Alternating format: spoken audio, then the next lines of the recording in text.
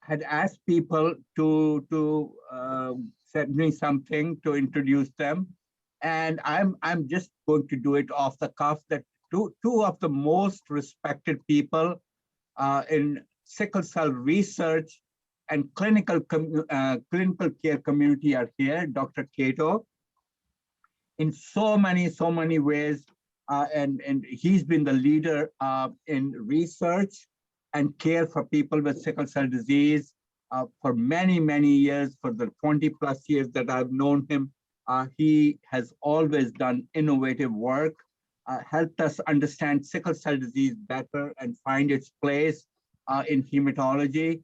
And I welcome Dr. Cato to teach us about treatment of sickle cell disease.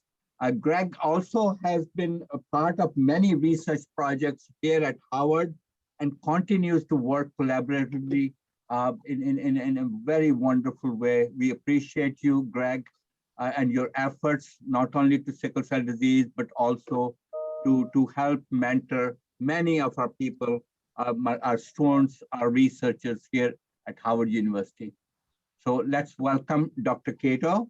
Dr. Cato, take it away. Thank you very much, Dr. Rana, and I'm very honored to be selected to speak here today. And part of my honor derives from being an attending physician in the adult sickle cell clinic at Howard University that during the time I worked at NIH between about 2002 and 2013. And so it's wonderful to be back sharing with many of the people I know, and I'm sure even patients that I've met during my time in that stay. Thank you for inviting me to speak today about approved drug therapies for sickle cell disease, and I'll share my screen now. And I'll be focusing on preventative drugs for sickle cell disease because really these are the approved drugs that we have primarily for sickle cell disease here in 2021. And on the screen here is Santonio T.J. Holmes III, son of Super Bowl MVP Santonio Holmes, and he lives with sickle cell disease, as many of you may know. This is my disclosure slide. I'm presently a full-time employee of CSL Behring, a developer and producer of many hematology products. I've previously been a consultant to Emmaus, Novartis, and Global Blood Therapeutics, who now produce approved therapies. And this educational presentation is not a direct endorsement of any of these products. These are the 4 products I'm going to talk about today: hydroxyurea, L-glutamine, known by the trade name of Endari, and Crizanlizumab, known by the trade name Adakveo, and Voxelotor, marketed under the trade name Oxbrita. First, hydroxyurea. So hydroxyurea is the first drug ever approved for the treatment of sickle cell disease. It was approved by the FDA in 1998 for use in adults and approved in 2017 for use in children. It has the longest track record of any drug for sickle cell disease. It's an oral medication, and it's proven to make sickle cell disease milder. And more recent research also suggests additional improvements in health. Hydroxyurea is proven to reduce the frequency of pain crisis episodes by approximately 50%. And if you see the graph over on the right, or the 2 graphs shown on the top graph, on the vertical axis is the percentage of patients who've developed an event, which in this case is a pain crisis event, and on the horizontal axis over months of treatment. And this is in the first study of hydroxyurea. And you can see that the dotted line shows that patients with treated with placebo or sugar pills began developing crisis episodes over 2 months, 4 months, 8 months. And they developed in that group that had hydroxyurea, but only half as fast. And in the bottom slide, you see the time until they developed a first and a second event with pain crisis. And you can see that the rate of developing crisis episodes was slowed down by hydroxyurea. You'll see this kind of graph over and over again with some of our other products under discussion today. Hydroxyurea also reduces the frequency of acute chest syndrome episodes by approximately 50%, raises the hemoglobin level, and reduces the need for transfusions by about 50%. It's also been proven since that time to reduce mortality and many other signs that it can improve other aspects of sickle cell disease. Hydroxyurea is a glass half full because it has limitations. For example, there have been suspicions that hydroxyurea can aggravate leg ulcers, but there's also some suspicion, some evidence it can help leg ulcers. And this may do different things for different patients in this way. There have been lingering suspicions that hydroxyurea has a small risk for causing leukemia, but it now seems that this risk appears to be extremely low. The risk of dying of sickle cell disease, in fact, is much, much higher than any risks from hydroxyurea. And hydroxyurea, on average, helps patients live longer. And there have been repeated studies now that it's not causing people to die earlier of side effects, it's causing people to live longer from relief of sickle cell symptoms. Some research indicates that hydroxyurea can reduce sperm counts in men. However, there's no evidence so far that it permanently damages fertility, but really more research is needed about this aspect. And hydroxyurea only controls sickle cell disease halfway. So now enters some of our more modern additions to our sickle cell drug cabinet. And this starts with L-glutamine, known as Endari. Shown here is a diagram of a red blood cell with biochemical pathways, starting with L-glutamine that can get into red blood cells and enter the metabolism of the red blood cell and essentially boost the part of the metabolism that helps the red blood cell fight against oxidative stress. And oxidative stress is not good for any of us, but it's really abundant in the red blood cells in the bloodstream of patients with sickle cell disease. L-glutamine is a naturally occurring amino acid. It's one of the main building blocks of protein. So it's in every one of us. It's in every cell. It's in every enzyme. It's really just a natural building block. It's provided as an oral medication, as a powder. I already mentioned it's a natural antioxidant. And it turns out that it has very few side effects. And shown on the right is actually a diagram like I showed you for hydroxyurea. I won't go through it in detail this time because when L-glutamine was analyzed the same way, you can see the same pattern that it slows down the first pain crisis episode, the second pain crisis episode, and by extrapolation, really all the subsequent pain episodes in people who are taking it. The rate of pain crisis episodes was reduced by about 25% in the main trial that led to it being licensed and approved. It was effective on its own and less effective than hydroxyurea, which I showed you had a 50% reduction in crisis episodes, but nonetheless, it was very significantly effective. But it was also shown in the same study to boost effectiveness of hydroxyurea in combination. The combination of the two was better than either one alone. Moving ahead to Crizanlizumab, or Adakveo. Crizanlizumab is a representative of a new generation of therapeutic drugs in the pharmaceutical world in general. It's a synthetic antibody, and it's an antibody that's been engineered specifically to bind a protein on the outer surface of cells called P-selectin. P-selectin is a cell adhesion receptor, and in this diagram of a blood vessel that you can see here, there's a blowup of blood cells, leukocytes, which is the medical name for white blood cells, platelets, the small cells that help blood clot, and sickle red blood cells. And shown on the bottom is the lining of the blood vessel called endothelial cells. And this is the key spot where P-selectin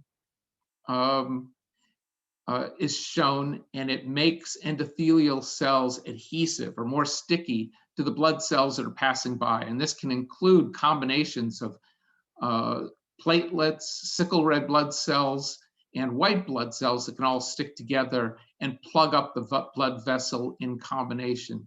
And so it's now clear that sickle red blood cells aren't the only participants in plugging up the blood vessels in vaso-occlusion, but also platelets and white blood cells that are jumping in on the pile. But crizanlizumab blocks the p-selectin part, and it keeps these blood cells flowing and not stopping to stick onto the lining of the blood vessel. So this reduces the adhesion of white blood cells and red blood cells and platelets to the blood vessel surface, and thereby reduces vaso-occlusion. Crizanlizumab is an IV medication given intravenously, initially once every 2 weeks, but over the long haul given once a month, and its anti-vaso-occlusion effect lasts for that 4-week period until the next dose. Crizanlizumab was proven in its licensing study to reduce the frequency of pain crisis episodes by 63%. And you can see over on the right part of the slide here, those same two, the same two indicators of reducing the time of pain crisis for the first pain crisis while on treatment and the second pain crisis. In the green line, it shows the pain crisis rates in those patients who were receiving placebo in this trial. In the blue line, though, the slowdown that occurred in those patients taking a low dose of crizanlizumab, and in brown here, the further slowdown in patients who are taking the higher dose of crizanlizumab, which is now the dose that's primarily used. So crizanlizumab also stretches out the time to the first and second and presumably additional pain crisis episodes. There's no effect on anemia of sickle cell disease, but just on the adhesiveness of the blood cells.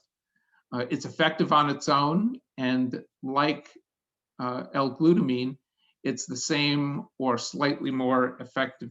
It's effective in combination, and it seems to be as effective or slightly more effective perhaps than hydroxyurea.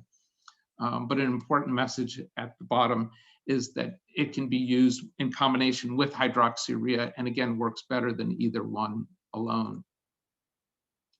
Okay, and our last medication that I'll talk about is voxelotor. And I'm going to tell you a little bit about this approach that's totally different from the way that these other drugs work. And this is the first agent that's been successful at inhibiting the polymerization of hemoglobin S, sickle hemoglobin, which is the first step in forming sickle cells. So the deoxygenated form of hemoglobin, when its oxygen is gone, is shown as this blue hemoglobin S box here. It's known to biochemists as the T state. That means when hemoglobin S loses its oxygen, it opens up in a way that causes it to expose its sticky surface, and then that can stick to another hemoglobin S molecule that doesn't have oxygen, which sticks to the next, and that forms this polymer or chain of hemoglobin S molecules that really is at the root of all the problems in sickle cell disease and causes the red blood cell to go from round to sickle-shaped. But if a molecule could be developed, and voxelotor turns out to be the success for this, that stabilizes the form that doesn't polymerize, or this oxygenated form shown in red, and referred to by biochemists as the R state of hemoglobin, that keeps it folded down in a way that hides the sticky surface of hemoglobin S, then you don't get these polymers or chains being formed. And the first signs of success of voxelotor in this way was that it improved the hemoglobin level. And shown here in these three different colors is the amount of increase in the hemoglobin level seen in patients who were taking voxelotor either at the 1500 milligram dose, the 900 milligram dose, or for those who were just taking a sugar pill placebo. About 75 patients in each of these groups. And from left to right is just shown here. Each of these bars represents one single patient who is taking it. And you see that one patient had an increase of 4 grams of hemoglobin in their hemoglobin level. Others that had an increase of 3, some that had an increase of 2, but most of that patients had an increase of about 1 gram of hemoglobin, which was considered in this trial a success if they achieved an increase of 1 or less. You see some patients that had no increase and a few patients that had a decrease, which just seems to be natural variation, because you can see in the patients that received placebo, about half had some just random rises in their hemoglobin that all of you see in sickle cell hemoglobin levels from time to time, and a random decrease. And so this randomness was what happened in the placebo group, but you see only a little bit of that randomness here and mostly improvements. And the same thing happened in the patients that were taking lower dose, just not as big an increase, not as many patients who achieved the high level response. But both doses worked. The higher dose worked better in terms of improving the hemoglobin level. As this study has gone on, there have been additional aspects assessed. And one of them is the rate of vaso-occlusive crisis. And it turns out that there is some marginal improvement, but not a significant reduction in the vaso-occlusive crisis incidence rate in patients who are taking voxelotor over the long haul. However, one very interesting significant change is this index called the Clinical Global Impression of Change clinician scale. In this case, it was a rating by doctors who didn't know what treatment the patients were taking, and in their checkups, the doctors would check off whether the patients had improvement or didn't have improvement in their overall clinical state. And the proportion of patients in the voxelotor 1500 milligram group who were rated as moderately improved or very much improved at week 72 with this scale was much greater, 74%, than in the placebo group, 47%. And so there are signs of improvement in that way. So the main improvement that voxelotor is proven to have is to boost the hemoglobin level, and not significant evidence of reduction in vaso-occlusive crisis. This table is published in a textbook chapter by Dr. Katerina Maniti and Jane Hankins, where they tabulate all of these things, primarily in a table that's intended for prescribers of these 4 agents to help understand what the differences are, what the similarities are between these. And I'll point out one of the differences is cost. Hydroxyurea is now a generic drug that's decades old. It's available for very low amounts, but L-glutamine, Crizanlizumab, and voxelotor, like many new drugs approved just in the last couple of years, are extremely expensive, and especially these most recent drugs that are approved just for sickle cell disease as a rare disease. So what does it all mean? For patients that are highly impacted by vaso-occlusive pain crisis episodes with great frequency, hydroxyurea, L-glutamine, or Crizanlizumab are good considerations. If one treatment's not good enough for control of this, consider hydroxyurea plus L-glutamine or Crizanlizumab.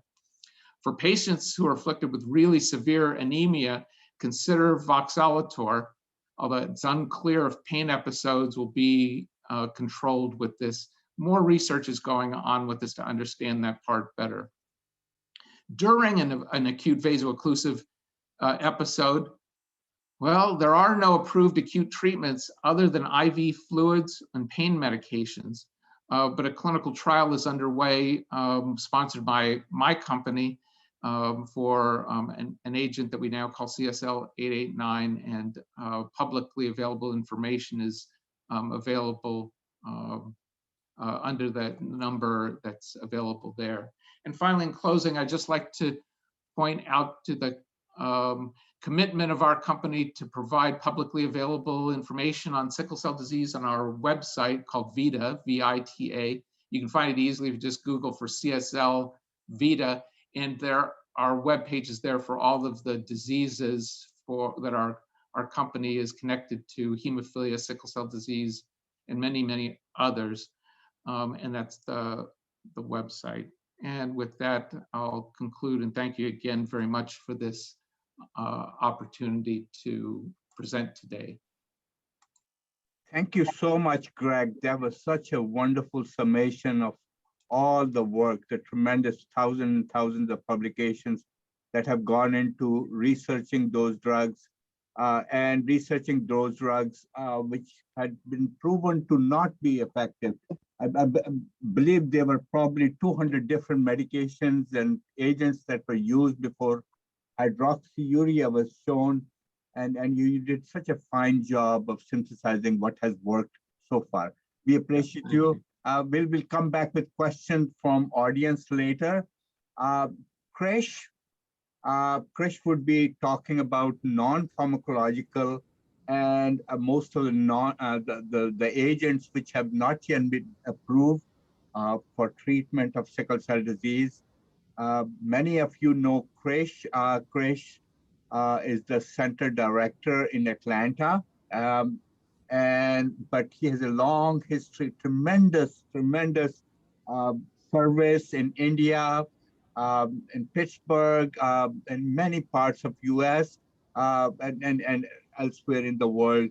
And he also has not only worked on treatment like gene therapy and bone marrow transplant, but he has a wonderful heart, just like Greg, in providing very caring and loving treatment and a place for people with sickle cell disease, and working on policy issues and advocacy issues to improve the care of people with sickle cell disease. So Krish, look forward to your talk. Thank you, Suhail. If any of us is able to look forward, it's because we stand on the shoulders of giants. Really, I'm really excited to be sharing the stage with two such people, Dr. Anna, and then my dear friend, Dr. Greg Cotto. So I will spend the next few minutes just exchanging some thoughts about bone marrow transplant and gene therapy for sickle cell disease, something that has captured the imagination of a lot of us in the last 2 decades. So we'll start with really, what is a stem cell? So it turns out that we all started as a stem cell. It was a one cell that was caused by the union of the egg and the sperm. And this one cell went on to divide and then really specialize. So this is a cell that we all started, and then some of them specialized only to make blood, or blood-making stem cells, or hematopoietic stem cells, which is just saying that in Latin. There's no reason to say Latin. We can say it in English, blood-making stem cell. And what do blood-making stem cells do? They make blood. Amazingly, that is true. And unfortunately, in sickle cell disease, because there is a genetic abnormality in the blood-making stem cell, there is an abnormal red blood cell, and then everything follows from that. And we already heard this from Dr. Cotto. This abnormal red cells cause abnormal cells, and they cause occlusion. And this is how it looks like in a peripheral blood smear. And clearly, it affects the whole body. So why would we want to know this? Is really, if we can change that blood-making stem cell somehow, then we can hopefully stop all the downstream effects. So, which is where allogeneic bone marrow transplant comes. Allogeneic means bone marrow transplant from somebody else. So the first order of business is to collect the blood-making stem cells, which happen to live in the bone marrow. So under general anesthesia, we collect the stem cells from the donor, and we process it, and then we give it back to the patient, give it to the patient from the donor. That's why it's called a transplant. But in the middle, we have to do several things, which is high doses of chemotherapy to create space in that bone marrow to be able to receive the new stem cells, to make sure that the immune system doesn't attack and get rid of the stem cells. And then the stem cells don't turn around and attack the patient, something called graft versus host disease. So the first thing before you can start is to actually find a donor. Well, who can be a donor? Well, it turns out that we have to match the donor and the recipient. So you all are familiar with how we match red blood cell transfusions, which is by doing the typing, blood group A, B, O, etc. Similarly, we have to do a white blood cell typing, or called HLA, or human leukocyte antigen. And what we do is we know that everybody inherits all DNA in 2 copies, one from dad, one from mom. Here's mom, one from her father, one from her mother. So similarly, they pass on this HLA, which is very important for immune compatibility to their children. So here's the patient for whom we're searching. And this patient acquired this half from father and that half from mother. And so this is the patient's composition of HLA. And we try to match it to the siblings. This person got the same half from father, but it got a different half from the mother, so he's half matched. The other patient got a different half from father, got the same match from the mother, is again half matched. And then another sibling got a different half from both father and mother and is not matched at all. And then another sibling got the same half from father, same half from mother. So this person, the recipient and donor, are matched, which tells you that the chances that if you have 4 siblings, that 1 in the 4 would be a match. Now, if this all works, if you have 100 siblings, if you have 1, it's a toss-up, it's a genetic lottery. So really, human leukocyte antigens are these unique proteins. There's a 1 in that determine immune compatibility. 1 in 4 chance a sibling would be a match. Better the match, better the outcome. Now, there are 13 million plus people who are not related to you, but they're in a registry. The chances of an African American getting a donor is about 20% from an unrelated donor, but clearly a related donor is better than an unrelated donor. Let's talk a little bit about bone marrow transplantation. This is not a walk in the park. It's not a trivial procedure. There's a prolonged hospitalization. Patients get severe mouth sores, and it's really difficult to imagine what severe mouth sores are till you've had them, even in somebody who's had a lot of pain. But this is what tells you the WHO grades mouth sores. That's a grade 4 mouth sore to the extent that you can't really eat, drink, or even swallow spit. So it is a rough couple of weeks with the mouth sores. There are about a dozen medications. So you can get organ damage, liver, kidney, seizures. Some of these, unfortunately, can be life-threatening complications. And then for the next 6 to 8 months, you're going to be seen in the clinic for 1 to 3 times a week, sometimes every other week. So this is a substantial burden, not only on the patient, not only on the primary caregiver, but on the entire family. So this is not a trivial treatment, but how does it work?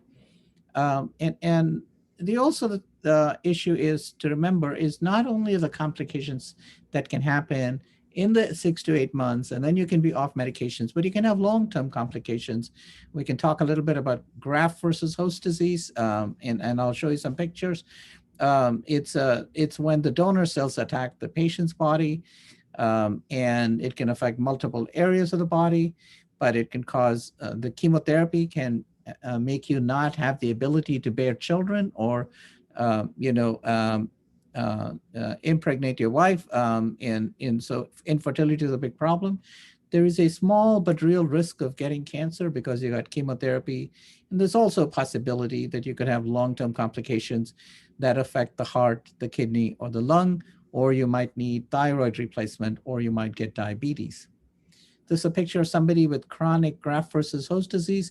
This patient has dry eyes, has all this thickening of the mouth, the inside, the membrane, and sometimes even difficulty swallowing. So you can see somebody, his nail is dysmorphic, and this is how somebody might look like with a rash on the skin, or really look like they've got severe scleroderma with thickening of the skin. And as you can see that he's got contractures of multiple joints, so that he can't really stretch them out to full extent. So that can be a fairly significant complication as well. But what are the outcomes? Well, it turns out that if you had a transplant from a sibling donor, it really depends, and who is a match. And I told you it's about a 1 in 4 chance, right? It's even lower if you have only one sibling. It really depends on when you have the transplant. So if you had a full match and you were 5 years old, then the chances that you would survive the transplant are 99 plus minus 1%. So that's about as close to a perfect outcome. If you waited another 10 years till you're 15 years old, your chances of survival drop by 12%. Similarly, the chances that if you're 5 years old and you got a transplant, the chances of cure are 96%. The chances a decade later are 12% lower. So the take-home message here is that if you have a child with sickle cell disease and another child who is a matched, HLA match, then consider transplant sooner rather than later. There's the same picture showing the 12% difference over time.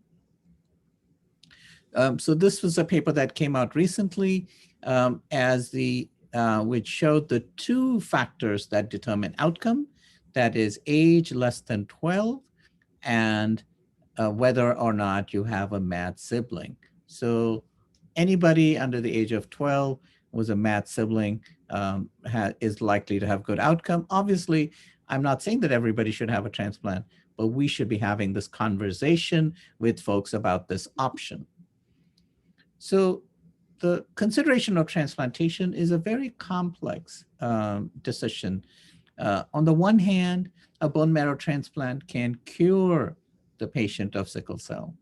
Offers the possibility for the first time to think about life free from the risk of sickle cell complications. Potentially improved survival. As it stands now, there's a 20-year loss of life expectancy. On the other hand, there is a small but real risk of death just from transplantation. There's a risk of treatment-related complications and long-term effects, all of which I just shared with you. The other issue to be considered is age.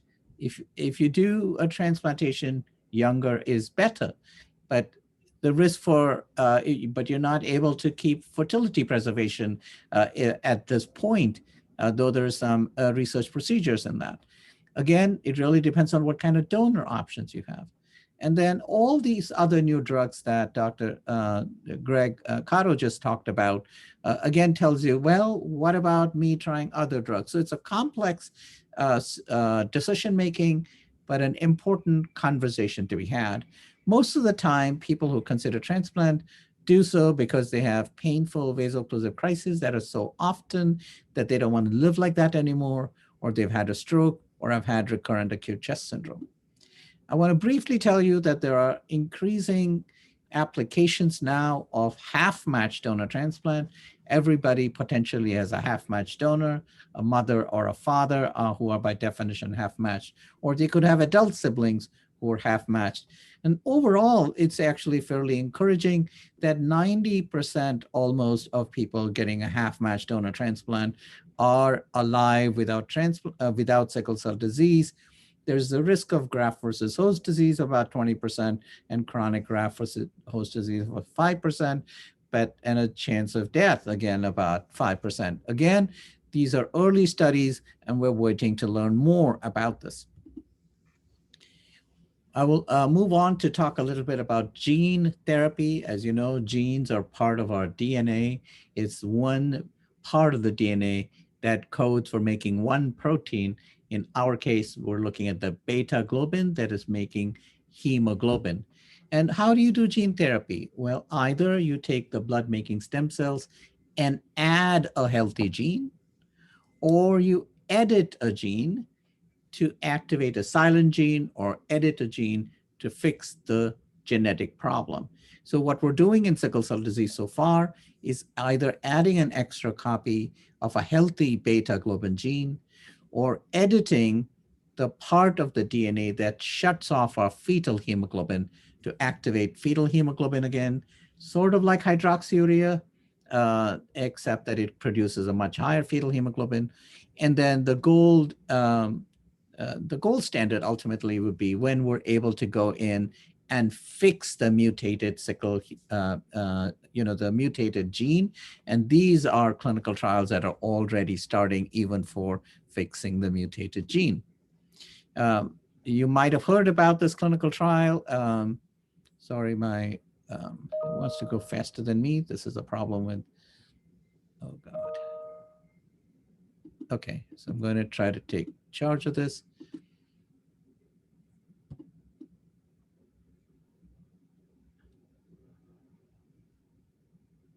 All right, so this is a study sponsored by Blueboard Bio. This is a study that's completed enrollment, and I'll talk a little bit about that.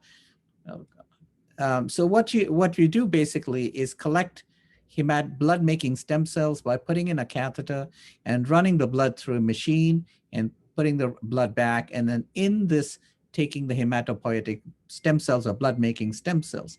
These are then sent to the laboratory, and in the laboratory, using this virus, which is like the capsule, the covering of this virus called lentivirus. It's not the full virus. And with that, a piece of DNA, a normal beta globin, this is put in the blood-making stem cells. Meanwhile, the patient gets chemotherapy to wipe out his old bone marrow, and here the new stem cells are put in there. And then gradually he or she recovers from the procedure and the chemotherapy. There is no immune suppression, no long-term medications after this. How has it worked so far? So far, 32 patients have received the treatment. And I just want to point out to you that this is the history of these patients. How many each of these is a polygon represents a pain crisis. And then for the most part, after transplantation and gene therapy, they're not getting episodes of pain that are taking them to the ED or the hospital. Here is the patient-reported pain intensity. These are people who had a lot of pain. These are people who didn't have a lot of pain. All of them showed significant decreases in their pain intensity after the gene therapy. They roughly seem to have about 45% sickle hemoglobin and about 50% non-sickle hemoglobin.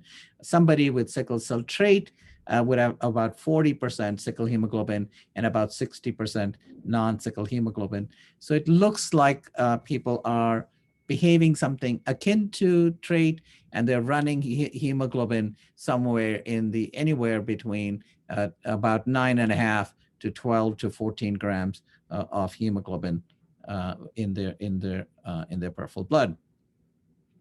I want to point out that it's not without risks. There is one patient, this study is currently on hold because of two adverse events. One patient is requiring a transfusion. He has transfusion-dependent anemia, and here's another patient who actually developed leukemia. So this is not trivial. And there's a patient who previously died was an unexplained death. So it's important to know that these are early phase studies. There's a lot of work going on to try to figure out, does sickle cell provide some increased risk at baseline to produce cancer? Is this related to the transplant? Is it related to the gene therapy? So stay tuned for more information on this.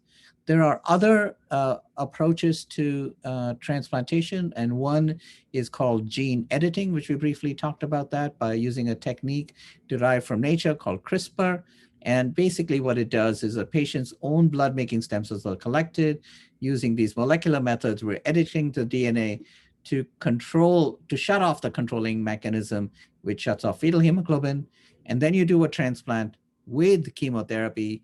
And then after the transplant, so patients are making about 40% fetal hemoglobin. Again, we have data on about a couple patients, so it's very early yet.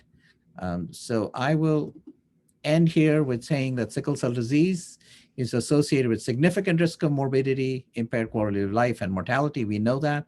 Transplant from a matched sibling is associated with significant likelihood of benefit. So younger the better, especially younger than age 12, and particularly younger than age 5. Transplant from unrelated and half-matched donor transplants are in clinical trials.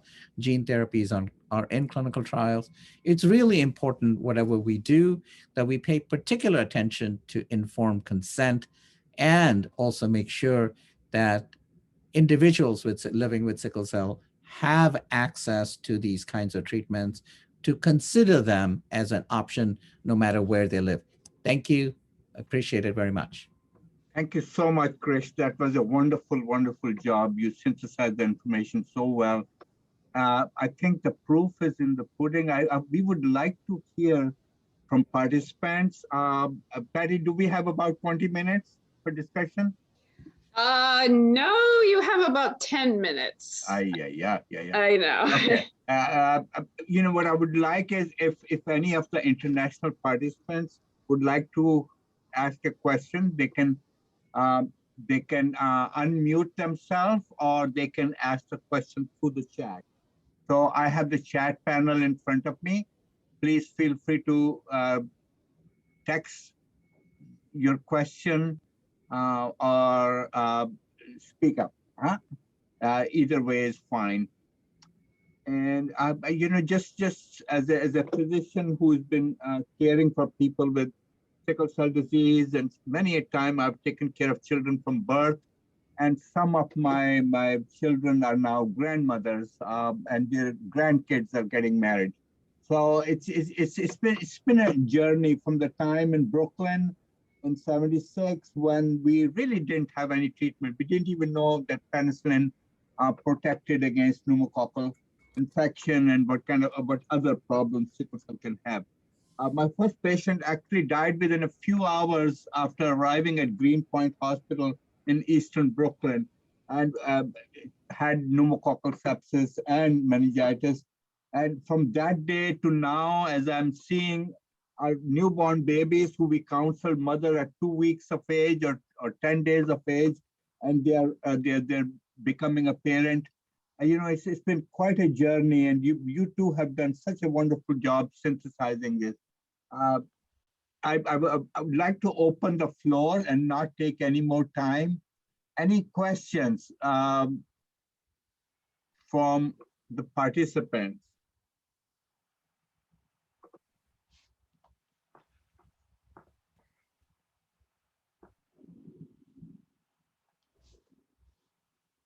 Okay, hearing none, let me, you know, Greg, I didn't even know that you have gone to the other side, to the darker side. I dare not say, but because you guys do such a wonderful work. So, no, I mean, if you were treating somebody at let's say, let's take different ages, and I think we need to bear in mind one thing, that some people are not genetically made to take medication. You know, I think we from the time immemorial, Plato said that 50% of your patients are not going to do what you tell them to do. So I think that's where surgeons come in, and Krish comes in to counsel them about bone marrow transplant and things like that, or you counsel them to receive intravenous therapy once a month or twice a month. So let me pose this to you, Dr. Cardo. What would you Oh, I see. There's this. Go ahead. Chris, you want to say it out loud? Yeah. So Dr. Darbari, thank you for that question. So how soon would you do a transplant? So this is a really good question because you would consider this in a family who has already thought about transplant, right? So either, they have a family member who's had a bad outcome from sickle cell, or, they're just having a lot of difficulty dealing with this because either they have another child. So they might have saved umbilical cord blood. Now, umbilical cord blood is a set amount of cells. So you have, it's like it's something that you purchased in the shop. As your child keeps growing, they're going to outgrow that size. So, so by about 3 years, the umbilical cord blood cells are probably going to be not enough beyond that age. So if you're going to consider transplant, you'd consider that at that age. If you're going to do a bone marrow donation, well, it's easier to take care of, toddlers than it is infants. So if you have to wait, you wait till they're about 10 kilos in weight. The other thing is you may want to consider having some idea of how severe the sickle cell is going to be, because for some people, that is a big consideration. So I say that I would have the conversation at any time. Sooner is better. And through multiple conversations, work together to make shared decision making, and probably consider transplant at about 2 to 3 years. And we've done many transplants at that age.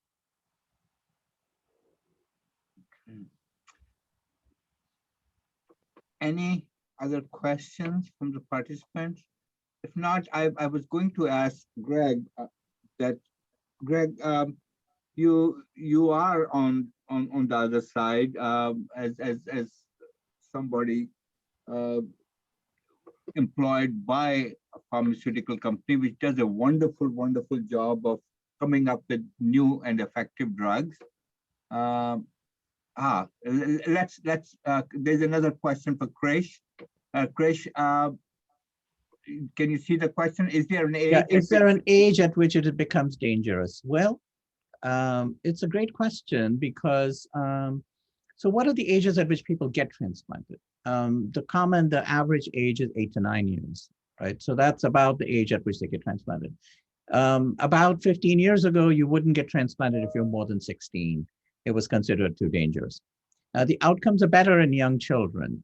But if you have a matched sibling donor, the outcomes between adults and children are actually converging. So this is just with matched donors, but certainly it is harder when you're older. The risk of graft versus host disease also goes up. Now with new treatments, right? So half-matched donor transplantation. So there are adults of all ages undergoing haploidentical transplantation.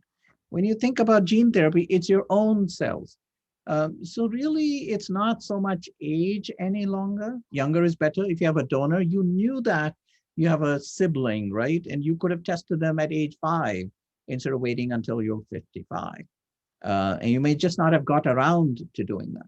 So currently, there is not an upper limit to age at transplantation. So Derek Robertson asked a really good question, is what do I tell somebody, who has a child that's 5 years old, but I can't do a fertility preservation. And people don't care about fertility till the day after they're cured of sickle cell disease, when they suddenly do care about fertility. So what can we do now? Well, we can do testicular tissue, cryopreservation. We can cryopreserve ovarian tissue. It's still research, but it's in a fairly advanced stage. So for some people, the possibility of being able to preserve fertility is important, but you just have to have open conversations about all of this in a very explicit manner. I hope that answers the question. Thank you. It does.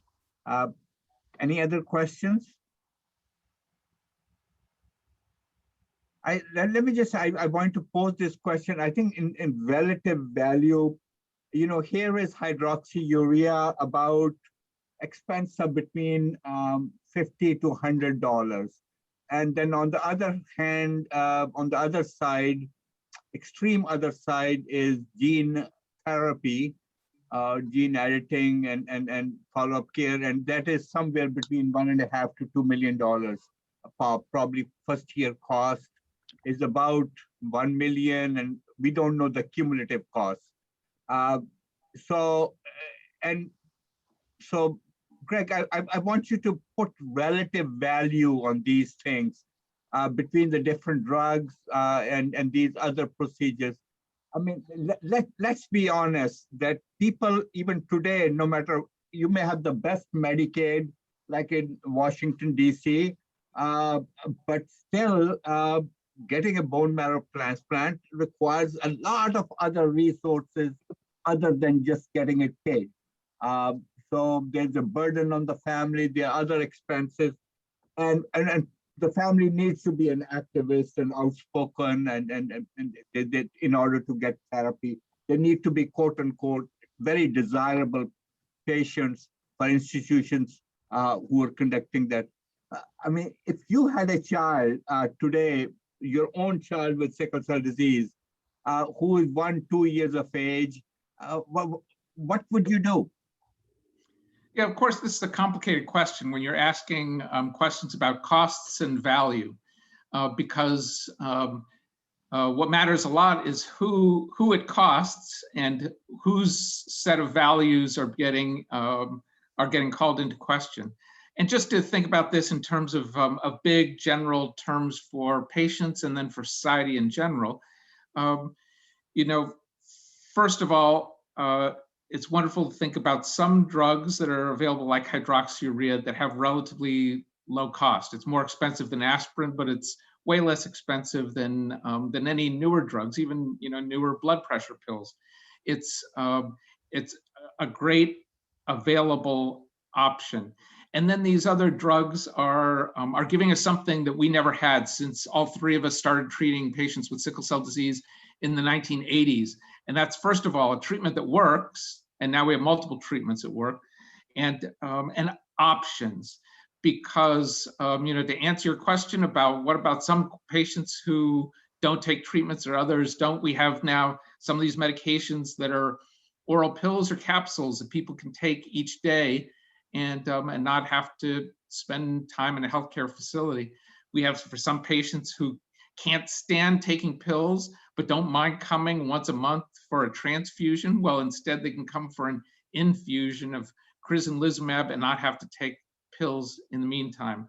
And those are more expensive options, but the idea that we should be striving for is that these are options that as a society we pay for through our combined health insurance payments, and then the same thing when it comes to curative therapies. One last comment is that some of these drugs, new drugs that are out, are expensive, except when they cut down a hospitalization that may have cost $5,000, $10,000. That pays for a lot of years of, for a year or years of even these most expensive medications. And so they can be cost savers for the insurance company. Thank you. I have may I answer a couple things? So I don't think that today's dollar cost is not the only way to look at any innovation. If you looked at it, I mean, 25 years ago, I used to pay $3 a minute to speak to India. Now it costs me $0, and I can call any amount of time, right? It used to cost $100,000 for whole genome sequencing, and now it's like, far less than that. So cost change. A cost of Adequeo or anything for 3 or 4 years will add up to a cost of a bone marrow transplant. So these things are shifting, and different people, as Greg mentioned, would put different values. A couple other things. Bone marrow transplant is changing. So now, chemotherapy is a big barrier. In 4 or 5 years, we'll be using an antibody to get rid of, the old bone marrow. So without chemotherapy, that is actually around the corner in the next 5 to 6 years. People asked about in vivo gene editing, so where you don't have to harvest it and add this. There are, preliminary data suggesting that you could probably do in vivo gene therapy. So the possibility of doing gene therapy without bone marrow transplant, cut out the bone marrow transplant altogether, is very much in the realm of possibility. So all of these are going to be looking enormously expensive, but right now people are thinking how they can dramatically reduce these costs. So this is actually a very exciting time to be thinking about that. And final question is, how do you find a center that's doing half-match donor transplantation? If you're doing half-match donor transplantation today, they should be done on a clinical trial. I would go to clinicaltrials.gov and see which other centers. Just type in there haplo-identical or half-match and transplantation with sickle cell disease. What a wonderful treat.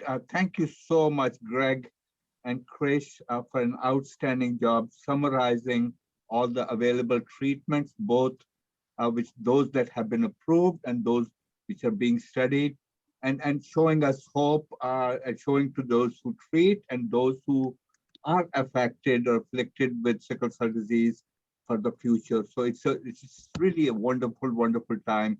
And there are lots of glimmers of hope. And I appreciate you too and all the other researchers and clinicians who participated in clinical trials or who originated these clinical trials, which have shown us many, many effective therapies. God bless you all. Appreciate you. Thank you so much. Keep up the good work. Thank you. Thank you very much.